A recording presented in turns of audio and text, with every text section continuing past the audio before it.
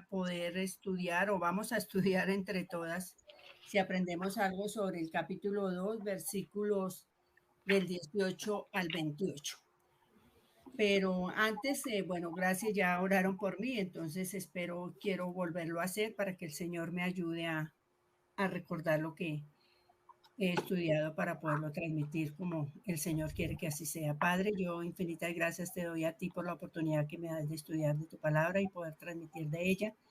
Señor, tú sabes que no soy yo, permite que el Espíritu Santo guíe mis palabras y que me dé la sabiduría, Señor, porque doy gracias porque no solamente puedo transmitir, sino aprender de ella. Dejo todo en tus manos, Señor, y doy gracias por el poder que nos da el Espíritu Santo. Amén. Amén. Muy bien, entonces vamos a recordar las razones por las cuales fue escrita esta epístola. Entonces, la primera es, permítame un segundo porque ahora se me fue esta cosa y no puedo.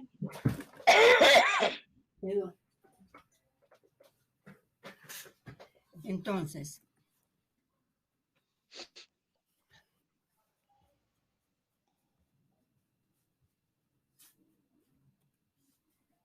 ay Dios, discúlpenme mientras yo sé manejar algo acá, porfa.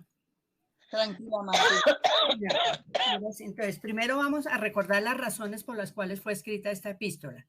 Entonces, la primera razón es para que tengamos una comunión y una correcta relación con Dios por medio de Jesucristo. Fue una de las razones por las que Juan escribió esta epístola. La segunda sería motivar el gozo para el pueblo de Dios. Otra tercera razón sería enseñarnos a evitar el pecado. Otra, el perdón de pecados. Y la otra es para proteger al Hijo de Dios de los falsos maestros. En esto es lo que nos vamos a centrar estudiando la exhortación que Juan nos quiere hacer a través de su epístola. Entonces, yo voy a leer lo que es del 18 al la segunda, el segundo capítulo del 18. La voy a leer de la nueva que, porque es que mi Biblia, yo no sé, cada vez que ustedes leen algo, lo mío es diferente, entonces por eso les voy a decir qué versión es la mía, la nueva versión internacional. Entonces dice así: queridos hijos, esta es la hora final y así como ustedes oyeron que el anticristo vendría, muchos son los anticristos que han surgido ya. Por eso nos damos cuenta de que esta es la hora final. Aunque salieron de entre nosotros, en realidad no eran de los nuestros. Si lo hubiera sido, se habrían quedado con nosotros. Su salida sirvió para comprobar que ninguno de ellos era de nosotros. Aquí Juan habla del último tiempo del periodo entre la primera venida y la segunda venida de Cristo. Los lectores de Juan habían recibido la enseñanza que se levantaría un anticristo antes de la venida de Cristo. Al igual que nosotros, que nos advierten siempre y siempre debemos tener en cuenta eso, aparecerían falsos maestros que brindarían un falso Cristo y un falso evangelio. Pretenden ser cristianos y engañan a miembros débiles alejándolos de Cristo. Es lo que Él nos quiere advertir a través de esta epístola. Entonces debemos tener cuidado y debemos también tener en cuenta que antes que el mundo termine, surgirá un anticristo. Eso lo encontramos en Apocalipsis 13. Porfa, Nancy, ¿me lo podría leer? Apocalipsis 13 hasta el 7, 8 más o menos, donde ahí nos enseñan y nos recuerdan que antes de que el mundo termine va a surgir un anticristo. Eso sí lo tenemos muy claro y eso nos lo hace entender el Señor a través de Apocalipsis 13, si porfa lo lee. Desde el versículo 7. No, desde el 1. 1 hasta el 7. Listo. Me paré sobre la arena del mar y vi subir del mar una bestia que tenía 7 cabezas y 10 cuernos, y en sus cuernos 10 diademas y sobre sus cabezas un nombre blasfemo. Y la bestia que vi era semejante a un leopardo y sus pies como de oso y su boca como boca de león. Y el dragón le dio su poder y su trono y grande autoridad. Vi una de sus cabezas como herida de muerte, pero su herida mortal fue sanada y se maravilló toda la tierra en pos de la bestia. Y adoraron al dragón que había dado autoridad a la bestia y adoraron a la bestia diciendo, ¿quién como la bestia y quién podrá luchar contra ella? También se le dio boca que hablaba grandes cosas y blasfemia y se le dio autoridad para actuar 42 meses. Y abrióse boca en blasfemias contra Dios para blasfemar de su nombre, de su tabernáculo y de los que moran en el cielo. Y se le permitió hacer guerra contra los santos y vencerlos. También se le dio autoridad sobre toda tribu, pueblo, lengua y nación. Muy bien. Entonces, sin embargo, bueno, ahí nos hablan clarito que de todas maneras sí va a haber un anticristo, que es el que van a imitar de todas maneras la Trinidad y todo, y él va a querer sentarse en el trono como lo hizo, lo van a, lo van a hacer. Pero sin embargo, no debemos temer a este maligno, ya que el Espíritu Santo mostrará sus errores para que no seamos engañados. No obstante, debemos estudiar, digamos, la palabra de Dios y tener cuidado con los más débiles que se encuentran entre nosotros. De modo que no sean presas de estos falsos maestros que, como lo dice Mateo 7:15, capítulo 7:15, dice Mateo, viene a vosotros con vestidos de ovejas, pero por dentro son lobos rapaces. De esas personas es que tenemos que cuidarnos. Los falsos maestros no son totalmente extraños a la iglesia. Un día salieron de ella, pero en realidad nunca pertenecieron a ella. En su corazón no eran como son los verdaderos creyentes y lo demuestran saliendo de la comunión. Es claro que las razones que tuvieron para formar parte de esta comunidad al comienzo fueron equivocadas. Algunos tal vez gustaron de los contactos sociales o quizás ir a la iglesia sea una tradición familiar o posiblemente se convirtió en un hábito de años y nunca verdaderamente tuvieron un encuentro con Cristo. Aquí surge entonces la pregunta, ¿cómo podemos identificar el espíritu del anticristo? Y Juan nos responde en el capítulo 2 del 20, dice, todos ustedes en cambio han recibido unción del santo de manera que conocen la verdad. No les escribo porque ignoren la verdad, sino porque la conocen y porque ninguna mentira procede de la verdad. ¿Quién es el mentiroso? Sino el que niega a Jesús, es que Jesús es el Cristo. Es el anticristo el que niega al Padre y al Hijo. Todo el que niega al Hijo no tiene al Padre y el que reconoce al Hijo también debe reconocer al Padre. Eso nos lo enseña y aquí Juan se refiere a esta unción, él se refiere a los creyentes que tenemos el Espíritu Santo. Cuando una persona se entrega a Cristo, recibe el Espíritu Santo y él se encarga de guiar a los creyentes a la verdad. Al parecer, los anticristos de la época de Juan intentaban ser leales a Dios mientras negaban y se oponían a Cristo. Juan afirma categóricamente que hacer esto es imposible, ya que Jesucristo es el Hijo de Dios, el Mesías, y negarlo sería rechazar la forma en que Dios se reveló al mundo. Debemos poner al descubierto estas herejías y tener cuidado a dichas enseñanzas. Estos cristianos habían escuchado el Evangelio al parecer del mismo Juan y sabían que Cristo era el Hijo de Dios, que murió en una cruz por sus pecados, que resucitó, pero de todas maneras, y que iba a venir a formar, a establecer su reino en una forma completa. Pero ahora se habían infiltrado algunos maestros que negaban esa doctrina fundamental de la fe cristiana y algunos de los creyentes estaban en peligro de caer en los argumentos falsos que estos maestros intentaban tratar de enseñar. Y Juan los anima, como nos anima a nosotras también, a aferrarnos a la verdad que escuchamos desde un principio que estuvimos andando con Jesucristo. Cuando empezamos a conocer del Señor, estuvimos andando en su camino, seguir esos, desde el comienzo en que aprendimos, en que cuando empezamos a conocer del Señor nos enseñaron principios básicos y lo principal era que Jesucristo era el Hijo de Dios, que Él había venido a este mundo a morir por nuestros pecados, que era el mismo Dios que se había convertido en hombre, que había muerto y había resucitado. Eso es algo fundamental en la vida de un cristiano. Es muy importante crecer en nuestro conocimiento del Señor, estudiando su palabra, enseñando esas verdades a los demás. Jesucristo siempre será el Hijo de Dios y su sacrificio por nuestros pecados es permanente.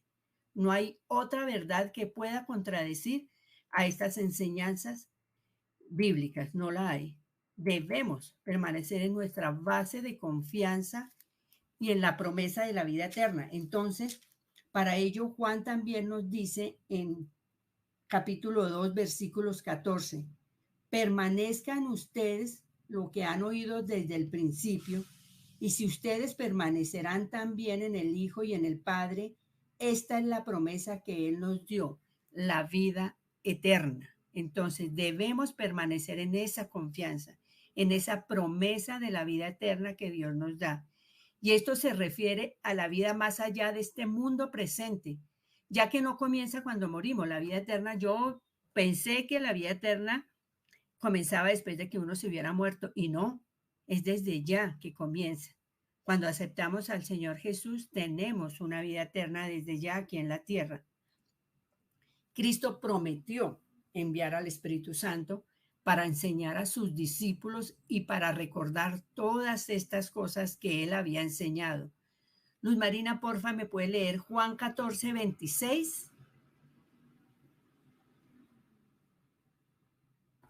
Sí, señora, ya lo estoy buscando. 14, 16. Sí. Juan 14, 16. No me elegisteis vosotros a mí, sino que yo os elegí a vosotros y os he puesto para que vayáis y llevéis fruto, y vuestro fruto permanezca, para que todo lo que pidiereis al Padre en mi nombre os lo dé. Como resultado, los cristianos tenemos el Espíritu Santo, ¿cierto? Para evitar que nos desviemos. Además, tenemos la palabra inspirada por Dios que nos revela esas enseñanzas que a veces pueden ser cuestionables para algunas personas, pero ahí lo dice muy clarito cada cosa que queramos Martica, saber. perdón, creo que Luzma leyó el otro versículo. Creo Es Juan 14, 26. que ella leyó 14. por Sí, perdón. Entonces, leo 14, 26. Mas el Consolador, el Espíritu Eso. Santo, a quien el Padre enviará en mi nombre, Él os enseñará todas las cosas y os recordará todo lo que os he dicho. Así, más bien, esto es ya lo de el Espíritu Santo, el que nos ayuda a esto y además nosotros vivimos en Cristo. Por tanto, podemos tener una absoluta confianza en Él y una dependencia de dirección y fortaleza para vivir como Él quiere que vivamos. Eso significa que nuestra relación con Él es personal y vivificante. ¿Qué quiere decir vivificante? Esta palabra viene del latín vivificare, que quiere decir dar vida, confortar. Eso es lo que da el Espíritu Santo.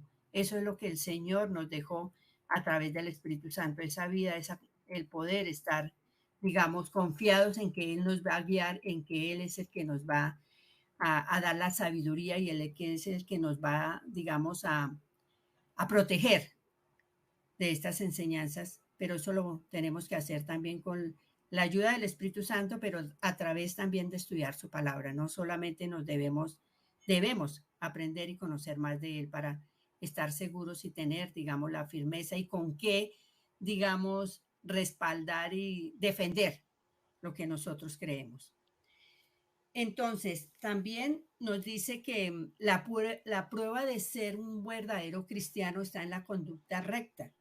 Aquí nos dice estas cosas ya en capítulo 2 del 28, para permanecer en Dios, ¿cómo podemos hacerlo? Y Él nos dice, ahora queridos hijos, permanezcan en Él para que cuando se manifestare podamos presentarnos ante Él confiadamente seguros de no ser avergonzados en su venida. Si reconocen que Jesucristo es justo, reconozcan también que todo el que practica la justicia ha nacido de él. Entonces, la prueba visible de ser cristiano es una conducta recta. Muchas personas hacen cosas buenas, pero no tienen su fe puesta en Jesucristo. Otras personas afirman que tienen fe, pero rara vez producen buenas obras. Un déficit, ya sea en la fe o en la conducta recta, será un motivo de vergüenza cuando Jesucristo regrese.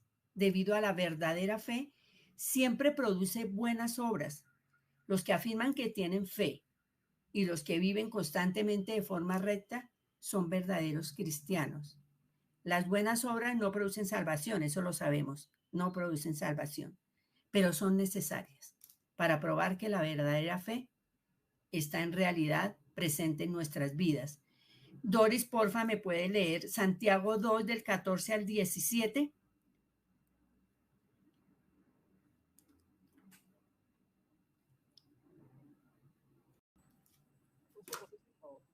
Sí, señora.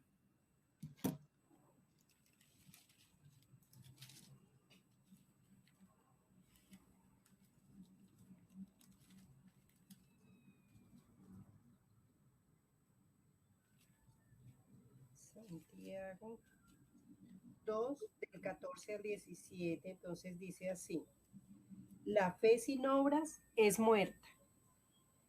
Hermanos míos, ¿de qué aprovechará si alguno dice que tiene fe y no tiene obras?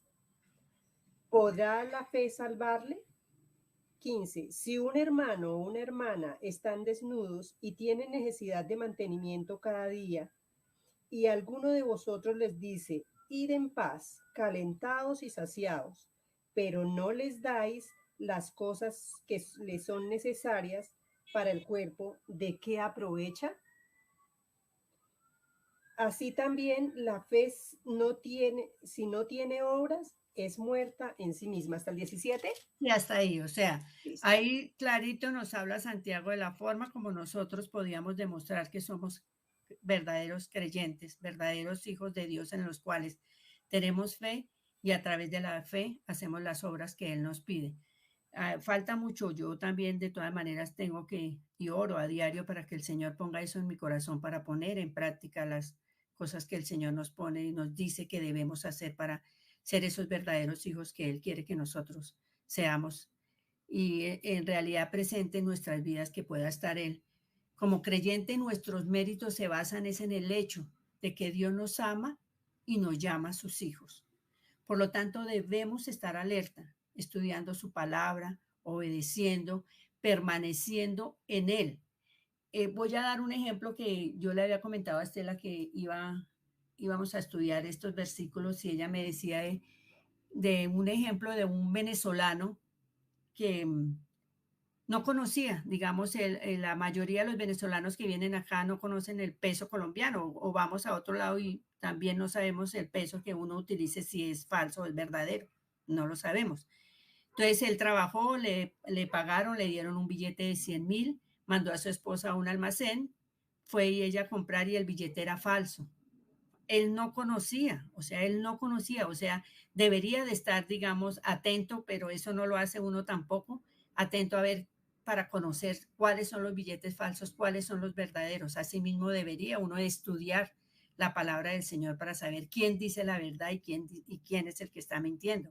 Es lo mismo que cuando escuchamos un culto, debemos tener la palabra ahí, si es, porque no todos los que vayan a hablarnos del Señor en un culto, en un sermón, puedan que estén diciéndonos la verdad. Entonces, para eso está la palabra del Señor, para que nosotros podamos verificar si lo que está diciendo es verdad o está mintiendo. Entonces, debemos, por lo tanto, estar alerta, estudiando.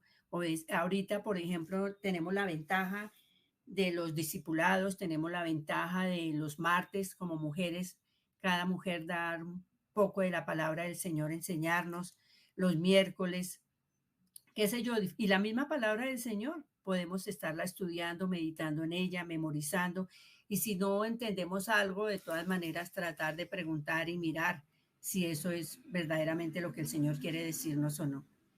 Entonces, yo quisiera recalcar dos cosas que podríamos tener en cuenta para no caer bajo las seductivas enseñanzas de los falsos maestros, porque aunque uno crea que lo sabe todo, aunque uno crea que está firme, puede caer. Uno no sabe en qué momento diga uno, uy, sí, pero vea, yo creía esto, pero vea como que es diferente, no sé, puede caer y puede errar uno o las personas que vayan, digamos, empezando a caminar en el Señor, podamos ayudarles también en el error que puedan caer en diferentes sectas, digámoslo así, que las personas intentan arrebatar las ovejas, como dicen, del rebaño del Señor. Entonces, primero yo digo es mantenerse constantemente junto a la verdad de Cristo, la cual la podemos recibir en los estudios que hacemos y en las prédicas que escuchamos. También la unción del Espíritu Santo, cuyo poder iluminador nos ayuda a distinguir la verdad del engaño, y eso lo podemos tener constantemente mediante la oración y la dependencia total de Jesucristo. Debemos depender totalmente de Él en todas las áreas de nuestra vida. Y para eso tenemos una bendición muy grande y es el Espíritu Santo, el cual el Señor nos dejó, no solamente para convencer de pecado, juicio y justicia, dejó al Espíritu Santo, sino también para rearguirnos, para instruirnos, dice tu palabra, para mostrarnos la verdad a través de la palabra del Señor. Entonces debemos aprovechar eso que el Señor nos dejó, esa bendición tan grande de la oración, que podemos llegar a Él en cualquier momento, a cualquier hora, en cualquier situación, y Él está ahí listo para escucharnos. Dice su palabra que, o sea, yo tengo la seguridad de que Él manda callar a los ángeles, digo yo cuando voy a orar y le digo, Señor, sé que estás mandando callar a los ángeles, inclinas tu oído para escuchar mi voz. Qué privilegio tan grande saber que el Señor de señores, el Rey de reyes, se inclina a escuchar la voz de cada uno, aunque Él ya lo sabe todo. Y nos ha dejado el Espíritu Santo para que nos dé esa sabiduría, ese discernimiento. Aprovechémoslo. Aprovechemos lo que es gratis, cualquier momento, a cualquier hora. No necesitamos cita como a veces la necesitamos para poder llegar a alguna persona o un seguro médico, qué sé yo. Lo tenemos ahí en cualquier momento y a cualquier hora. Entonces, deberíamos de aprovechar eso y estudiar su palabra y tratar, ¿verdad?, de seguir en la dependencia total de Él, que es lo más hermoso que el Señor nos pudo haber dado y es a su Hijo para que pudiéramos obtener vida eterna y sobre todo tener la seguridad de que estamos con Él en todas las horas de nuestra vida. Y no sé si alguien tiene que añadir algo más o si, no sé, hasta aquí llega lo que yo pude entender y en lo cual les puedo transmitir, pero si, no sé, si pueden añadir ustedes o les agradecería lo que puedan Un versículo, aportar. Marta, tengo Señora, un versículo, ¿me escuchan? sí, señora. Que es Hechos 17:11. Ujú. Y dice, y estos eran más nobles que los que estaban en Tesalónica, pues recibieron la palabra con toda solicitud, escudriñando cada día las escrituras para ver si estas cosas eran así. Entonces, como Dios a través de Marta nos enseñaba hoy, debemos escudriñar diligentemente las escrituras, no debemos de estar escucha y escucha. Muchas veces vamos a internet, vamos a YouTube, estamos viendo prédicas, estamos escuchando de aquí y allá, sino que debemos, cada una de nosotras, no que sea malo escucharlas, es bueno escucharlas, pero así como estos de Tesalónica escuchaban ávidamente la palabra de Dios, ellos estaban escudriñando las escrituras para ver si las cosas que oían estaban de acuerdo a la palabra de Dios. Esto va a evitar que caigamos en manos de falsos profetas. Entonces, eso es lo que estaba meditando mientras escuchaba la enseñanza de hoy. La parte de eso fue muy buena y muy Gracias. edificante y muy clara. Muchas gracias. Martica, yo quería decir que de pronto, sí, también escuchándola, como dice Estelita, ir a otra iglesia.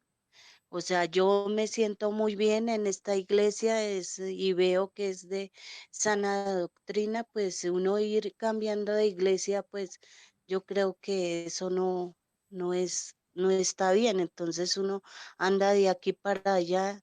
Entonces, quedarse donde uno se siente bien, donde estudien la palabra, donde lo acompañen, así como hacen ustedes, Sí, pienso yo. eso, sí, yo también creo que eso, pues eso también es, digamos, como un motivo, digamos, de que podamos caer, que vamos, picamos y picamos, como dicen, Ujú, que se pica y se pica a un lado y se pica y se pica al otro, también puede ser, digamos, como un pequeño problema, sí puede también, digamos, eso tal vez nos puedan desviar un poco, pero si son sana doctrina, también como dice Merceditas, gracias a Dios la aposento alto es sana doctrina y hemos caído en un buen lugar, gracias a Dios, pero también no podemos dejar de, como dice Estela, escudriñar y mirar y ujú, comparar de todas maneras, porque como lo dice Juan ahí, son vestidos de ovejas, pueden llegar de pronto un lobo y hay que tener cuidado de que no podamos o que no caigamos en en lo que nos advierte Juan de que podamos caer. Amén. Entonces, Amén. Esta Martica, cosa, yo decía que de todas maneras, como iglesia, unirnos en oración, como se está haciendo, y los cursos, y pues ustedes nos animan a leer los libros, la Biblia, los versículos,